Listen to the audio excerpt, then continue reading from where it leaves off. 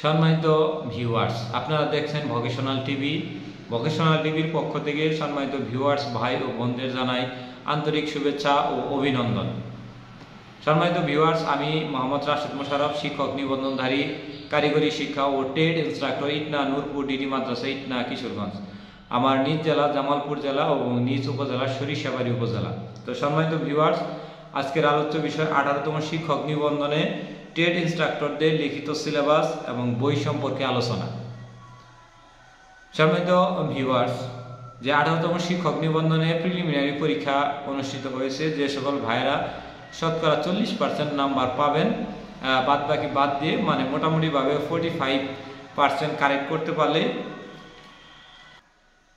45% number correct করতে পারলেই আপনি 18তম শিক্ষক নিবন্ধনের লিখিত পরীক্ষায় অংশগ্রহণ করতে পারবেন। তো সেই ক্ষেত্রে যে সকল ট্রেড ইনস্ট্রাক্টর ভাইরা 18তম শিক্ষক নিবন্ধনের লিখিত পরীক্ষা দিবেন, তারা সিলেবাস নিয়ে আমাকে প্রশ্ন করেছেন।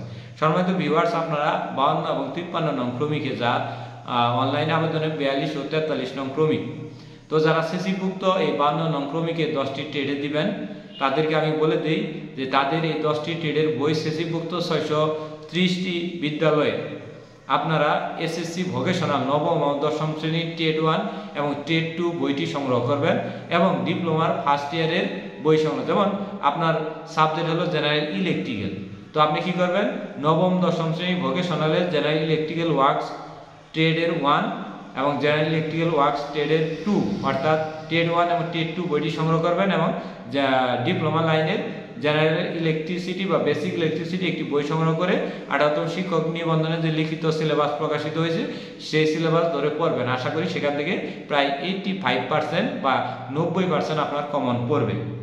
আপনি যদি সিভিল হন, সিভিলের পাসধারী হন, তাহলে আপনার জেনারেল বিল্ডিং মেইনটেনেন্স বইটি সংগ্রহ করবেন, করে কি করবেন, ট্রেড 1 ট্রেড 2 বইটি সংগ্রহ করবেন এবং ডিপ্লোমার 2 একটি বই সংগ্রহ করে সিলেবাস ভিত্তিক পড়বেন।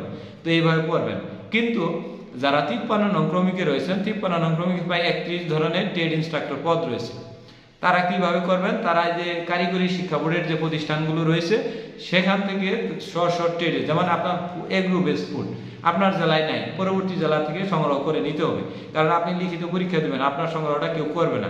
আরেকটি বিষয় আমরা বলে যে নীল ক্ষেত, খিল ক্ষেত বা যে খ্যাতি বলেন না কেন বা নিউ মার্কেট বলেন না কেন, সবখানেই জেনারেলদের বইয়ের জয় জয়কার। এই 18তম শিক্ষক নিবন্ধন ট্রেড ইনস্ট্রাক্টরদের লিখিতর জন্য কোনো বই এখনো পর্যন্ত প্রকাশিত নেই। তো আশা করি আমরা 19তম শিক্ষক নিবন্ধন থেকে কয়েকজন বন্ধু বান্ধব মিলে, যারা আমরা শিক্ষক হিসেবে এখন আছি, আপনাদের জন্য শুধুমাত্র ট্রেড ইনস্ট্রাক্টর লিখিতের জন্য 10টি ট্রেডে electrical, civil, welding and fabrication, pumping and pipe fitting, তারপর জেনারেল মেকানিক্স, তারপরে ড্রেস মেকিং, এইগুলো যে 10টি ট্রেড রয়েছে সিসিভুক্ত, এই 10টি ট্রেডের একটি বই বানানোর আমরা চেষ্টা করছি।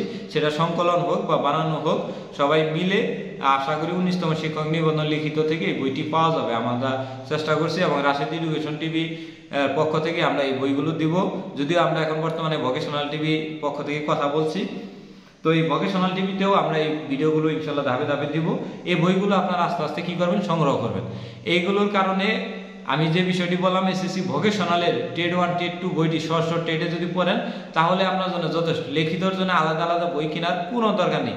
এই বইটি পড়লে এবং ডিপ্লোমার ফার্স্ট ইয়ারের রিলেটেড বই করে পড়লে এবং 18তম শিক্ষক নিবন্ধনের যে লিখিত সিলেবাসটা পড়লে হয়ে যাবে। এক্ষেত্রে অনেক ভাইরা বলেন যে 18তম শিক্ষক নিবন্ধনের লিখিত সিলেবাসে আমরা যখন লিখিত পরীক্ষাটা দেবো, সেটা কি বাংলা মিডিয়ামে দেবো না ইংলিশ মিডিয়ামে দেবো? আমরা ভাই, আমি যে পরীক্ষা দিয়েছি আমাদের সময়, আমার আগের ব্যাচ পরের ব্যাচ বা আমার আগের রুল পরের রুল আমি ক্লাস মানে আমার এই ময়মনসিং আমি পরীক্ষা দিয়েছি, লিখিত পরীক্ষাটা ময়মনসিং বোর্ডে বা ময়মনসিং এর প্রতিষ্ঠানেই আমরা লিখিত পরীক্ষা দিয়েছি 16তম শিক্ষক নিবন্ধনের ড্রেস মেকিংয়ে।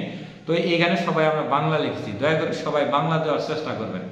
বাংলাতেই সবাই কমফোর্টেবল ফিট করে, ইংলিশ দেওয়ার কোনো দরকার নেই। তার মানে এই না যে 2-4টে শব্দ ইংলিশ ব্যবহার করলেন, এরকম না।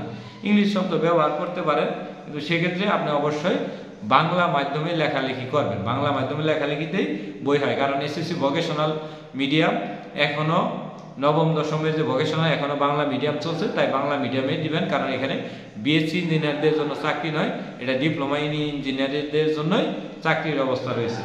দিবেন, আশা করি এই আমি যে সিলেবাসটা বললাম এইভাবে যদি পড়েন তাহলে আর আপনার এই জন্য দৌড়াদৌড়ি পারতে হবে না। আর যারা ড্রেস মেকিং বইটি লাগবে আমাদের কাছে ফোন দেবেন, আমার প্রতিষ্ঠান থেকে আমি 4-5টা বই আপনাদের জন্য দিতে পারবো, তবে অধিকাংশ লোক ফোন দিলে আমি ভাই দিতে পারবো না, এই জন্য আমি আন্তরিকভাবে দুঃখিত। আমি ইলেকট্রিক্যাল এবং ড্রেস মেকিংরা আমার ফোন দিতে পারবে, আমি 2-4টা বই আপনাদের দিতে পারবো, কারণ বেশি বই দিলে আমার হিসাব রাখতে হয়, এক্ষেত্রে সমস্যা হবে, শুধুমাত্র আপনাদের উপকারে। তো বইটি দেওয়ার পরে আপনার পরীক্ষা শেষ হলে অবশ্যই বইটা আমাকে ফেরত দিবেন, পরবর্তী আরেক ব্যাচের জন্য ওই বইটি যদি দিতে পারি। এবার আপনি যদি বইটি ফেরত না দেন পরবর্তীতে কিন্তু আমি আর কাউকে বই দেওয়ার সাহসী হবো না, কারণ আমি চাবো না আমার চাকরি আপনার কারণে নট হোক। আপনার উপকারের অর্থে যদি আমার চাকরিটি চলে যায় কিংবা আমি যদি বই আমার প্রধানের কাছে হিসাব না দিতে পারি তখন আমার একটু সমস্যার সৃষ্টি হবে। আমি হয়তো আমার ব্যক্তিগত প্রয়োজনে 1-2টি বই নিতে পারবো, কিন্তু এর বাহিরে বই দেওয়ার কোনো নিয়ম নেই, বা আমি টাকা দিয়ে কাউকে বই দেওয়ার ইচ্ছা আমার নেই। তো সেই হিসেবে যদি কোনো গরিব প্রার্থী থাকেন তাহলে আমাকে ফোন করতে পারেন, আমি জেনারেল ইলেকট্রিক্যাল ওয়ার্ক এবং ড্রেস মেকিং বইটি দিতে পারবো। ধন্যবাদ সবাইকে, সবাই ভালো থাকবেন, সবাই ভোকেশনাল টিভির সাথেই থাকুন।